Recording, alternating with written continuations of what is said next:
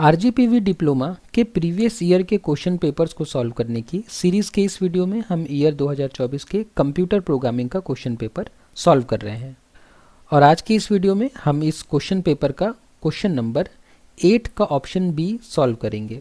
तो आज के इस वीडियो के लिए हमारे पास क्वेश्चन है कि write a C program to print the following pattern, या निम्न पैटर्न को प्रिंट करने के लिए सी में प्रोग्राम लिखिए। तो अगर आपके सेमेस्टर एग्जाम में आपसे क्वेश्चन पूछा जाता है कि निम्न पैटर्न को प्रिंट करने के लिए सी में प्रोग्राम लिखिए, तो आप इस क्वेश्चन का आंसर कुछ इस तरीके से अपने एग्जाम में लिख सकते हैं। तो चलिए आज के इस वीडियो में हम इस क्वेश्चन के इस आंसर को डिटेल में समझना शुरू करते हैं। तो इस क्वेश्चन में हमसे बोला गया है कि हमें एक सी प्रोग्राम लिखना है जो कि कुछ इस तरीके का पैटर्न आउटपुट में हमें प्रिंट करके दे।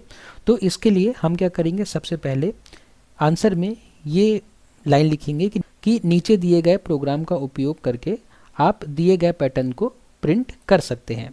तो नीचे हमने एक सी प्रोग्राम बनाया है जिसका यूज़ करके हम कुछ इस तरीके के पैटर्न को प्रिंट कर सकते हैं। तो प्रोग्राम को समझने से पहले चलिए एक काम करते हैं, हम इस पैटर्न को पहले हम समझते हैं। तो अगर इस पैटर्न को हम ध्यान से देखें तो हम समझ पाएंगे ये पैटर्न कुछ और नहीं बल्कि एक मैट्रिक्स है। ठीक है, मैट्रिक्स या 2D एरे हम कुछ भी कह सकते हैं। 2 डायमेंशनल एरे या मैट्रिक्स है ये पैटर्न। ठीक है, इस पैटर्न में अगर हम रोज और कॉलम बनाएं तो हमें समझ में आएगा कि ये एक मैट्रिक्स के फॉर्म में ये पैटर्न प्रिंट हुआ है। जैसे कि हम जानते हैं कि 2D एरे में रोज और कॉलम्स होती हैं, तो उसी तरीके से इस पैटर्न में भी रोज है। ठीक है, ये हॉरिजॉन्टली जो आपको दिख रही है ये रोज है, ये रो 1 है, ये रो 2 है, रो 3, रो 4 और रो 5। उसी तरीके से ये फर्स्ट कॉलम है, ये second column, third column, fourth column और फिफ्थ कॉलम। तो जैसा कि हम जानते हैं कि जब भी हमें 2D एरे या मैट्रिक्स को इम्प्लीमेंट करना होता है तो हमें नेस्टेड लूप की सहायता लेनी होती है। नेस्टेड लूप की सहायता लेनी होती है। नेस्टेड लूप मतलब क्या होता है कि लूप के अंदर लूप, मतलब हमने एक लूप लगाया और फिर उसके अंदर हमने क्या किया, एक और लूप लगा दिया, तो इसको हम कहते हैं नेस्टेड लूप। तो जब भी हमें 2D एरे या मैट्रिक्स को इम्प्लीमेंट करना होता है तो हम नेस्टेड लूप की सहायता लेते हैं। तो ये जो पैटर्न बन रहा है ये भी एक 2D एरे या मैट्रिक्स है जिसमें रोज और कॉलम्स हैं। तो इस पैटर्न को इम्प्लीमेंट करने के लिए हमें नेस्टेड लूप का सहारा लेना पड़ेगा। नेस्टेड लूप का सहारा लेने से होता क्या है कि जो हमारा आउटर लूप होता है, आउटर लूप वो हमारे रो को संभालता है। आउटर लूप हमारे रो को प्रिंट कराने में हेल्प करता है, और जो इनर लूप होता है वो होता है हमारे कॉलम्स के लिए। ठीक है, इनर लूप किसके लिए होता है, कॉलम्स के लिए होता है। तो आउटर लूप हमारा ध्यान रखता है कि हम अभी कौन से रो में हैं, ठीक है, और उस रो में कौन से कॉलम की वैल्यू को कितनी प्रिंट करनी है ये ध्यान रखता है हमारा इनर लूप। तो चलिए अपने सी प्रोग्राम में चलते हैं और हम समझते हैं कि ये प्रिंटिंग किस तरह से होती है। अगर हमें इस तरीके का पैटर्न प्रिंट करना है सी लैंग्वेज का यूज़ करके तो हम किस तरीके से प्रोग्राम लिखें ताकि हमारा ये पैटर्न प्रिंट होके आउटपुट में आ जाए। तो नीचे वो सी प्रोग्राम लिखा गया है। तो इस सी प्रोग्राम में सबसे पहले हमने क्या किया है, इंक्लूड किया है stdio.h को, जिसमें हमारा printf और scanf का डिक्लेरेशन मौजूद है। उसके बाद में मेन फंक्शन के अंदर हमने एक वेरिएबल बनाया है रोज नाम का जिसकी वैल्यू 5 है।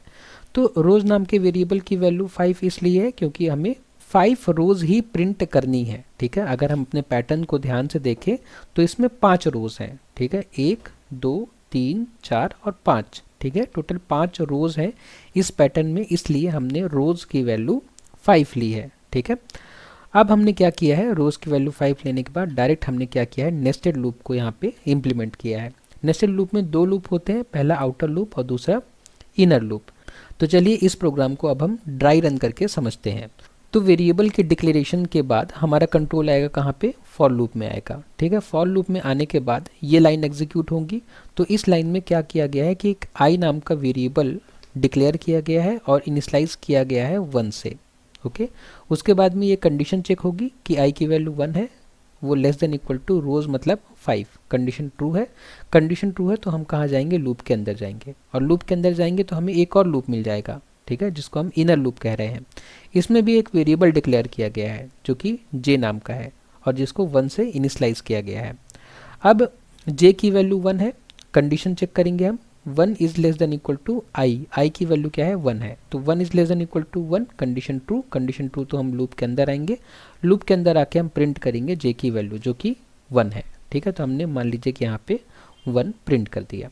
ठीक है, उसके बाद में लूप फिर चलेगा, लूप चलेगा, जे की वैल्यू इंक्रीमेंट होगी, इंक्रीमेंट होकर जे की वैल्यू 2 हो जाएगी, 2 होने के बाद कंडीशन फिर चेक होगी, 2 is less than equal to 1, condition check होगी 2 is less than equal to 1 जो कि कंडीशन फॉल्स है, क्योंकि 2 जो है 1 से छोटा नहीं होता। तो कंडीशन गलत, तो हम लूप के अंदर नहीं जाएंगे, हम कहाँ जाएंगे, लूप के बाहर। लूप के बाहर गए और प्रिंट हुआ /n, /n मतलब कि अब हमारा कंट्रोल जाएगा नेक्स्ट लाइन में, मतलब जो भी अब प्रिंटिंग होगी वो कहाँ होगी, वो नेक्स्ट लाइन में होगी।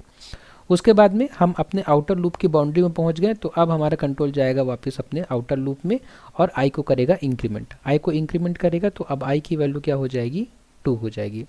आई की वैल्यू 2 हो जाएगी, कंडीशन फिर से चेक होगी, 2 is less than equal to 5, condition true, condition true, तो हम फिर से एक बार आउटर लूप के अंदर जाएंगे। आउटर लूप के अंदर जाने के बाद अब ये हमारा फिर से सब कुछ यहाँ पे रीसेट हो जाएगा। ठीक है, क्योंकि हम अब ये लूप की शुरुआत फिर से कर रहे हैं, तो यहाँ पे फिर सब कुछ क्या हो जाएगा, रीसेट हो जाएगा। अब फिर से यहाँ पे जे डिक्लेयर होगा और इनिशलाइज होगा, जे की वैल्यू फिर से 1 हो जाएगी, कंडीशन फिर चेक होगी, जे की वैल्यू अभी क्या है 1 है और आई की वैल्यू अब क्या हो गई है 2 है, कंडीशन ट्रू है, कंडीशन ट्रू है, हम अंदर आएंगे, जे की वैल्यू प्रिंट करेंगे जो कि 1 है, हम 1 कहाँ पे प्रिंट करेंगे, जो पहले हमने 1 प्रिंट किया था उसके नीचे हम क्या करेंगे 1 प्रिंट करेंगे। उसके बाद में लूप फिर से चलेगा, लूप फिर से चलेगा, जे की वैल्यू इंक्रीमेंट होगी, जे की वैल्यू अब क्या हो जाएगी 2 हो जाएगी, हम कंडीशन फिर चेक करेंगे 2 के लिए, 2 is less than equal to 2, condition अभी भी ट्रू है, कंडीशन ट्रू है, तो हम लूप के अंदर आएंगे, लूप के अंदर आने के बाद जे की वैल्यू प्रिंट करेंगे जो कि क्या है 2 है, तो हमने यहाँ पे 2 प्रिंट कर दिया। ठीक है, उसके बाद में फिर से हम जाएंगे वापस इनर लूप में और जे की वैल्यू इंक्रीमेंट करेंगे, जे की वैल्यू इंक्रीमेंट होकर जाएगी 3, जे की वैल्यू 3 हो जाएगी, कंडीशन हम फिर चेक करेंगे कि 3 is less than equal to I की वैल्यू 2 है, कंडीशन ये हो गई फॉल्स, फॉल्स क्यों गई, क्योंकि 3 जो है 2 से छोटा नहीं है, कंडीशन फॉल्स, तो हम इस लूप से बाहर आ जाएंगे, बाहर आके हम प्रिंट करेंगे /n मतलब हमारा कंट्रोल आ गया नेक्स्ट लाइन में। नेक्स्ट लाइन में आने के बाद कंट्रोल को फिर से हमारा कंट्रोल जाएगा कहाँ पे, आउटर लूप में फिर से पहुँचेगा, आउटर लूप में कंट्रोल पहुंचा, आई की वैल्यू फिर से इंक्रीज हुई, आई की वैल्यू अब क्या हो जाएगी, आई की वैल्यू हो जाएगी 3, आई की वैल्यू 3 होने के बाद कंडीशन फिर चेक होगी, 3 is less than equal to 5, condition अभी भी ट्रू है, तो हम फिर से कहाँ आ जाएंगे इनर लूप में और इनर लूप में फिर से सब कुछ रीसेट हो जाएगा, सब कुछ रीसेट हो जाएगा।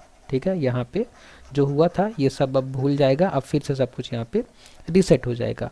तो रीसेट होने के बाद यहाँ पे फिर से जे डिक्लेयर होगा, जे की वैल्यू 1 इनिशलाइज होगी, कंडीशन फिर चेक होगी कि 1 is less than equal to I की वैल्यू अब क्या है 3, कंडीशन ट्रू है, अंदर आएंगे हम जे की वैल्यू प्रिंट करेंगे जो कि 1 है, तो 1 यहाँ पे प्रिंट हो जाएगा।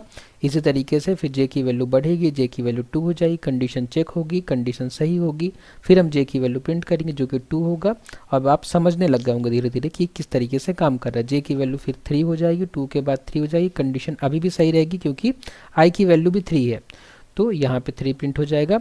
इसके बाद जैसे ही जे की वैल्यू 4 होगी तो ये कंडीशन गलत हो जाएगी क्योंकि 4 is less than equal to 3 की कंडीशन क्या हो जाएगी, गलत हो जाएगी, है ना, 4 इज लेस देन 3 कंडीशन गलत, हम लूप से बाहर आ जाएंगे, हमारा कंट्रोल चला जाएगा नेक्स्ट लाइन में, हम फिर से आउटर लूप में जाएंगे और हमारी आई की वैल्यू 4 के लिए ये सेम काम होगा। ठीक है, अब अगर हम इतना समझ गए तो हमें पूरा लूप रन करने की जरूरत नहीं है, हम यहाँ समझ सकते हैं कि जब आई की वैल्यू 1 थी तो जे जो हमारा था वो एक बार चल रहा था, दूसरी बार में गलत से हो रहा था, आई की वैल्यू 2 के लिए जे 2 बार चल रहा था, आई की वैल्यू 3 के लिए जे 3 बार चलेगा, तो आई की वैल्यू 4 के लिए जे 4 बार चलेगा।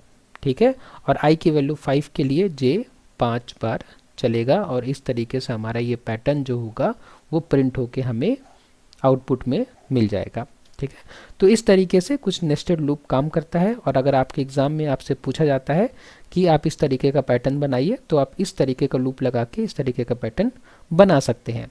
उसके बाद में हम चाहें तो ये हमारा प्रोग्राम कैसे काम कर रहा है हम बता सकते हैं कि आउटर लूप कैसे चल रहा है, हम बता सकते हैं कि यह लूप कुल 5 बार चलेगा 1 से लेकर 5 तक, और हर इटरेशन में एक नई रो प्रिंट करता है।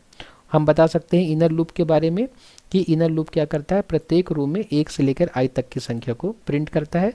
फिर हम printf/n जो हमने किया था आखिरी में, ताकि हमारा इनर लूप के बाद यह अगले रो पर जाने के लिए एक नई लाइन को प्रिंट करता है। ठीक है, इतना बताने के बाद हम क्या कर सकते हैं, आउटपुट में बता सकते हैं कि जब भी प्रोग्राम रन होगा तो इस तरीके का हमको आउटपुट मिलेगा। ठीक है, उसके बाद में जब हम इतना बता दें तो उसके बाद में कुछ की पॉइंट्स लिख सकते हैं हम अपने आंसर के लिए। हम बता सकते हैं कि इस प्रोग्राम में 2 नेस्टेड लूप्स का उपयोग किया गया है। आउटर लूप रोज को संभालता है जबकि इनर लूप प्रत्येक रो में संख्याओं को प्रिंट करता है। आप रोज को बदलकर पैटर्न की लंबाई को एडजस्ट कर सकते हैं। मतलब अगर आपको और बड़ा पैटर्न बनाना हो तो आप रोज की वैल्यू बदल के अपने पैटर्न्स में चेंजेस कर सकते हैं। ठीक है, तो इस तरीके से आप इस क्वेश्चन का आंसर अपने एग्जाम में लिख सकते हैं। अगर इस क्वेश्चन में आपको कोई डाउट है तो प्लीज़ मुझे कमेंट बॉक्स में बताइए। नेक्स्ट वीडियो में जब हम मिलेंगे तो हम इस क्वेश्चन पेपर का नेक्स्ट क्वेश्चन सॉल्व करेंगे। वीडियो को लास्ट तक देखने के लिए धन्यवाद।